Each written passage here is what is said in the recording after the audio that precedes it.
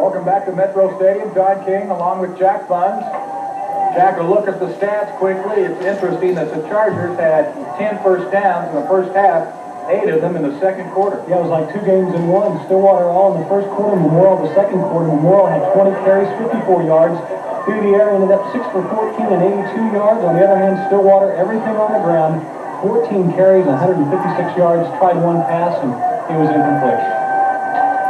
Memorial, who had a drive stall at the 8-yard line as the first half came to an end, trailing 12-7. The Pioneers led 12-0 when Charles Werner, the first time he touched the ball in Stillwater's first offensive series, went 79 yards. The extra point was missed. And then after Memorial dropped the punt in the first period on a fumble to punt, Stillwater then drove 35 yards in 3 plays, Werner scoring the other touchdown to close out the first period. In the second period, as you see, the kickoff returned not much by Carl Vick. They really contained him. In the third period, the Chargers drove 67 yards in 12 plays. Briggs doing a lot of that, passing to Gary Brown. Briggs scored the touchdown. The extra point was good. 12-7 the score, and Stillwater starts first down and 10 from their own 12-yard line. Dan Rocco, one of the assistant coaches at the University of Tulsa here, as well as a number of college coaches. And we'll visit with Dan as the third quarter gets underway. Chris Holt, the quarterback, 0 for 1 passing tonight, throws. Did he catch it? A flag down, and I believe it was caught at the 35-yard line by Mark Cheatwood, the split end. We'll see what the call will be, Jack. I'm not sure if he's throwing his flag down because he didn't have anything else and the guy had run out of bounds. Memorial's cheering. It's going to be offensive pass interference. Now, that's a surprising call because I don't think the defensive back was ever really playing his man. I certainly didn't see any offensive pass interference on that play. So that pass play of around 23 yards should be nullified. The Pioneers in the first half, 3 penalties, 20 yards. That will move it back to close to the 5-yard line. Half the distance to the goal, they say, makes it first down and 16 from the 6-yard line. After this play, we'll visit with Dan Rocco and get his impressions of this first half. First and 16 from the 6 for Stillwater, leading 12-7. Pitch to Werner, Charles Werner, look out, to the 10, to the 15, what a move. Takes a lot of red shirts to bring him down to about the 17-yard line. Werner in the first half had an impressive 10 carries, 119 yards. Coach Rocco, nice to have you here. This is your first high school game to look at this year. This is the first high school football game I've seen in the state of Oklahoma, and it's good to be out of the cold up here in the box. You, of course, come from Pennsylvania, and how many years have you been at TU now? Well, this is my first year. I've been here since August. I spent a few years at Wake Forest University and at the University of Colorado, and just happy to be here. This is Werner on third down. That young man right there seems to be the difference in the game at this point. Yes, he does. They can get him stopped here in the second half. It looks like Memorial will have a chance to get back in the game. Werner needed 4, picked up 5 for the first down. So it's first down and 10 for Stillwater at the 23-yard line. I know you have been impressed with not only Werner, but a number of kids tonight. And we wouldn't want to put you on the spot to know which kids that TU is recruiting, or at least interested in, but how many kids would you say total do you think might have a chance to play major college football? Well, I came into the game tonight looking at 6 kids, and from what I've seen so far, I've been impressed with most all of them, and maybe I found another young man out there who's capable of playing Division I football. Chris Holt, the Stillwater quarterback, gets up to the 32-yard line for about 9 yards. Holt is an interesting story. 5'9", 150 senior. His father is the sports editor for the Stillwater newspaper. And his father, who runs a feature each week on the Stillwater players, has refused to run a feature on his own son. Second down 1 from the 32-yard line. Not only is his father the sports editor, he has 2 uncles that are sports writers in Stillwater. To give to Werner again.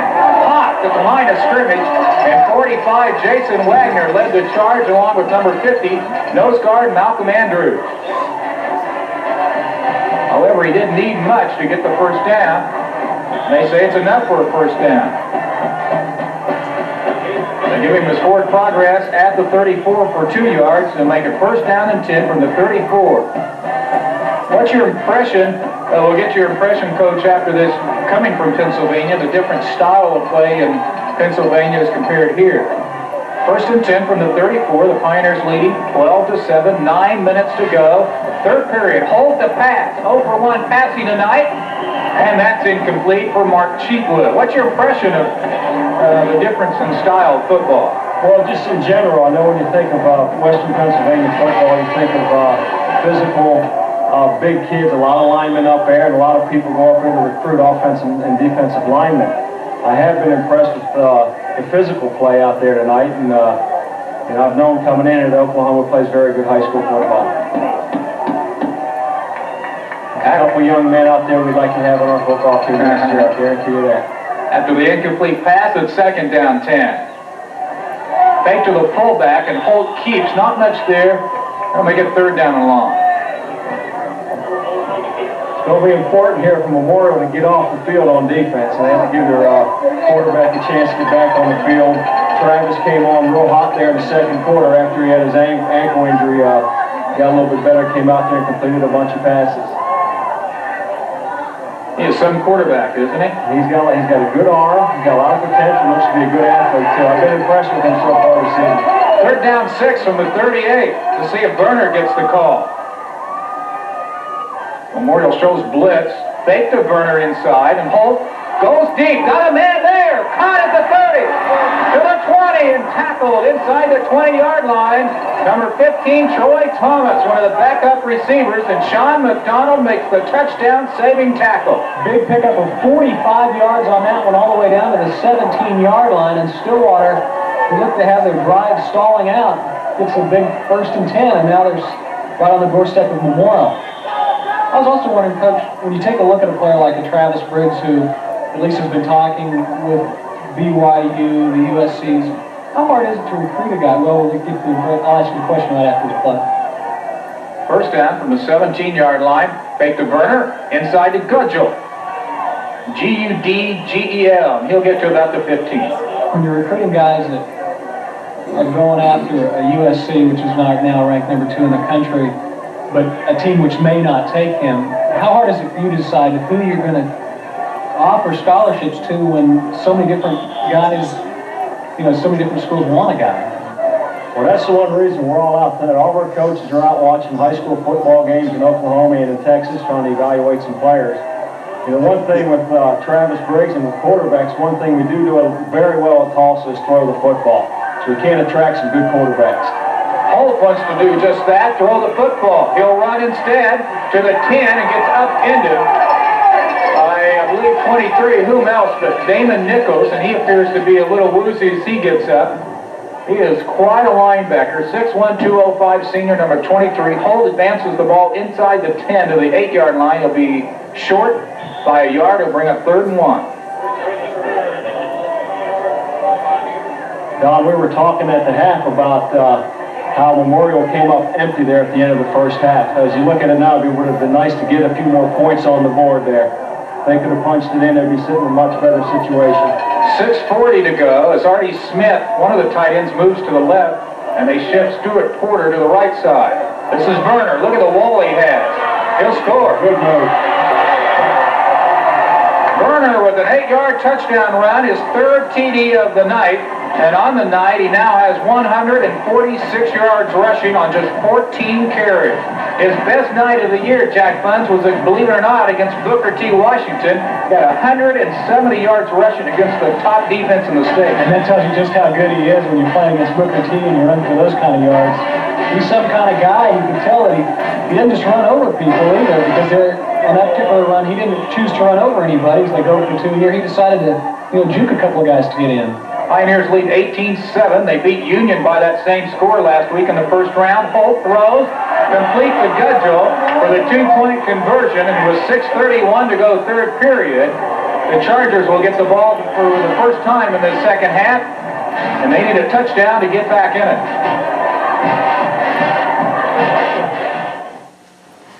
It's Saturday night, everything was right. Oh, what a special.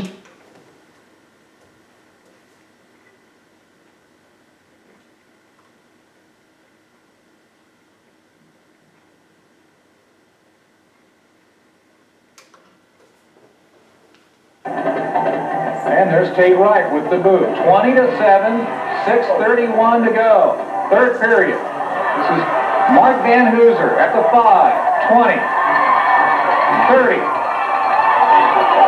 Boy, that kid just impresses me every time we watch him. This is the fourth Memorial game we've done this year, the third week in a row. And Van Hooser continues to impress me with the way he returns the football. From the 5 up to the 32 for 27 yards. There's a look at him, the senior for Tulsa Memorial, Mark Van Hooser, 6 foot 175, starting defensive back. Imagine we'll see those 3 to 4 wide receivers. They've got 3 right now, and keep in mind, nobody's really covered ground much. Right now they have a defensive back on him. They tried a couple times to have a linebacker on him, which was a critical mistake. They go instead to McPhee, who catches it. Now they say it's incomplete. Lionel McPhee is quite a story. Wide receiver at only 5'9", 175 with 4.5 speed. We saw him in the last regular season game, Jack, against East Central. He had 7 catches in that game for, I think it was 140 yards, and he's been shut out the last 2 weeks.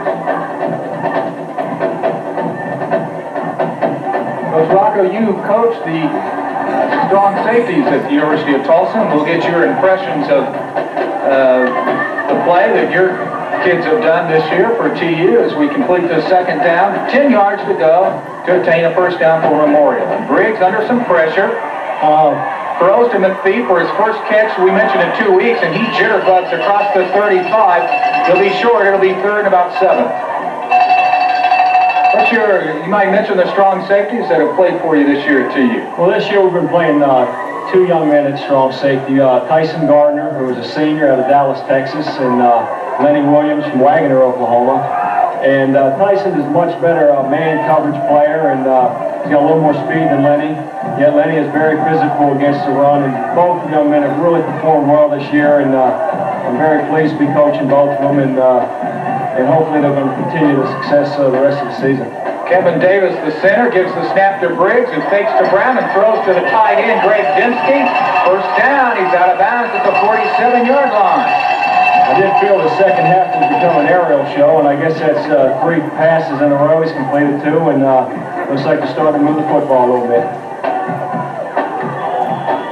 That's their 11th first down on the night, from the 36 up to the 46 for 10 yards.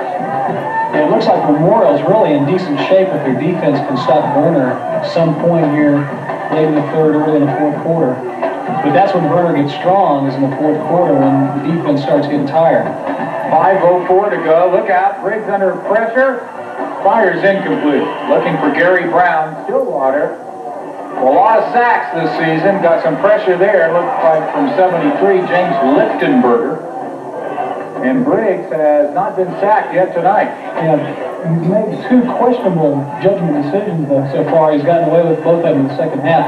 I'm wondering, Coach, after we see this next play, another question for you. When you're recruiting, do you try to go in depth and find out, does this guy want to stay, say if it's in the Tulsa area, or does he want to get away from home, therefore why even bother recruiting him? We'll ask you that after this play's over. Second down 10 from the 46. Mondo Bridges in motion. Wide receiver now each side. There's a pass intended for Gary Brown. That would have been enough for a first down. So what about that, Coach, as far as the guy wanting to stay at home or leave? Well, that's definitely a factor. There's a number of things we really look at when we're recruiting student athletes out of high school. You know, we first started looking at height, weight, speed, just some numerical things with his academics. There's a lot more intangibles that are involved, and that is definitely a factor, whether or not the kid wants to play close to home or in a particular conference, and just exactly what the kid might be looking for. Tight end. Comes up Dempsey on the left side. Wide receiver each side, and Gary Brown flanked to the right.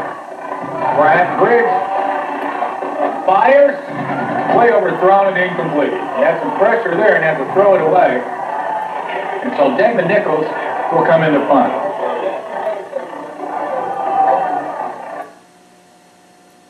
critical series of downs there by Stillwater to hold up Memorial, and now the defense of the Chargers has to go right back there on the field and stop Stillwater, something they were able to do a couple times in the second quarter when they had to. One thing that's impressed me with Briggs here a little bit in the second half is he's really done a good job of avoiding the rush. And he's shown the ability to break a few tackles and get on the corners. Just got to start completing those passes. This is the fourth punt for Damon Nichols. Coming up to catch it, Mark Cheatwood at the 27, dropped at the 28. So the Pioneers have the lead. We'll take a break and come back with more third period action from Metro Stadium.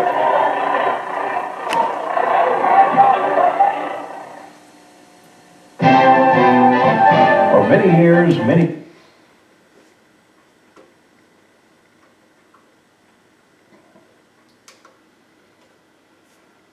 Stillwater has the ball just inside the 30 at the 29. This is Charles Werner.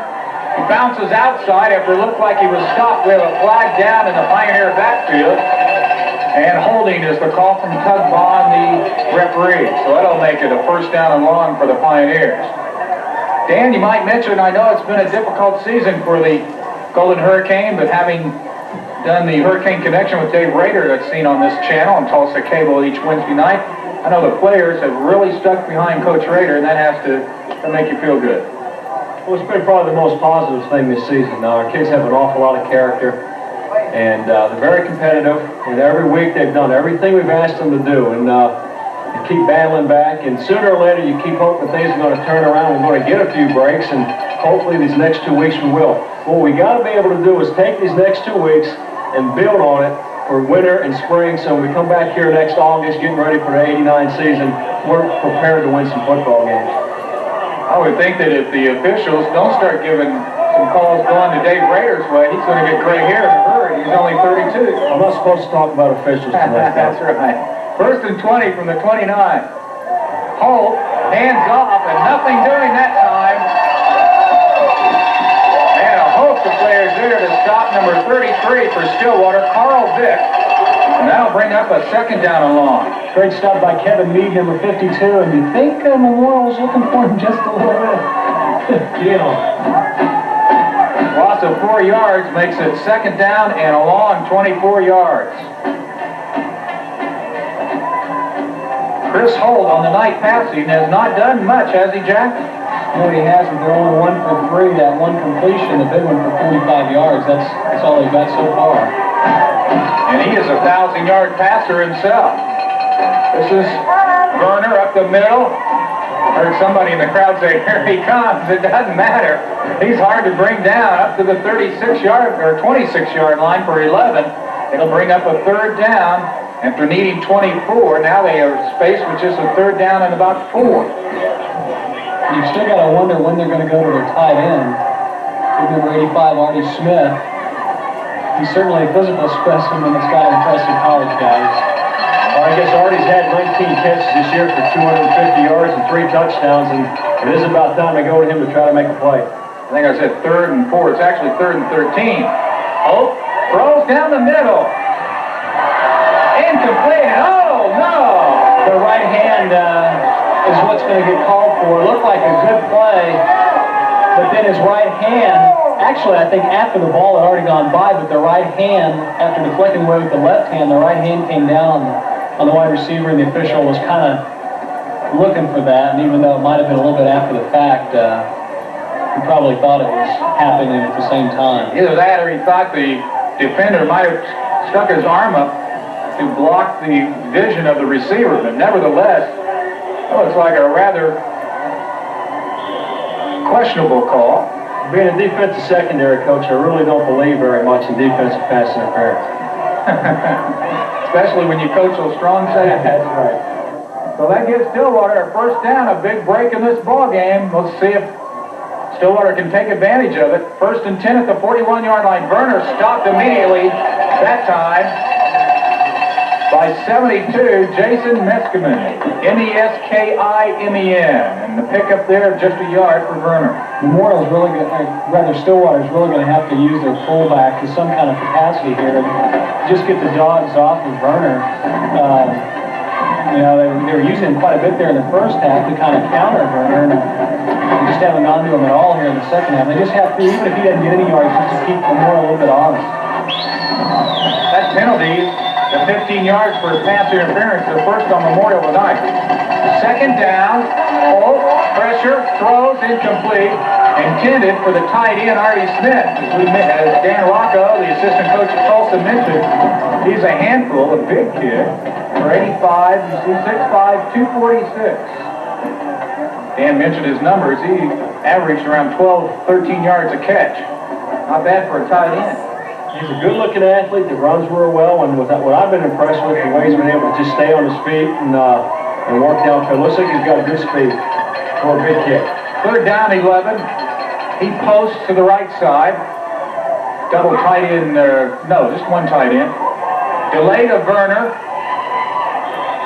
He's stuffed in there somewhere. Great work after a pickup of a yard for the Memorial defense, and they have answered the challenge. Not only after Memorial could not do anything after a punt, but after the pass interference call. So it'll bring up fourth down, and Stillwater will have to punt. Leading 20-7 with 1:25 to go in this third period. Quarterfinal game, Stillwater and Tulsa Memorial, and the winner of this game will advance to the semifinals next week against either Midwest City or Edmond. That was partially blocked. Partially blocked, and Memorial has great field position at the Stillwater 47-yard line. 6-yard punt on that one. Great effort by Memorial. They've been going after the punt all night long, and they finally got a piece of it.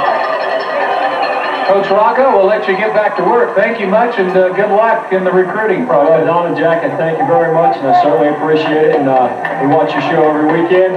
And y'all keep up the good work. Thank you. Appreciate that. So the Chargers. Great field position at the Stillwater 46-yard line, and Jack Funds, if they're to get back in this game, they better do it now. Yep.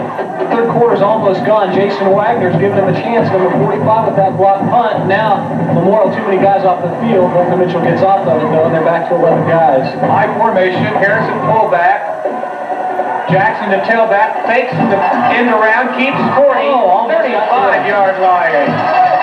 He's stopped by Carl Dick, 33 and 86, linebacker Calvin Schultz. Nice run there from the 46 to the 35 for a first down of 11 yards. More of the second half has been all pass. It's good change of pace there. We'll have one more play to culminate this third period. Again, Gary Brown's out into the slot position. He's man-to-man covered. Ooh, good stick. John Nemechek, 67, just tattooed Antoine Harris with that carry. And that'll be a loss of the yard and take care of period number 3. When we come back, the Chargers have the ball, the trail 20-7. I love kids.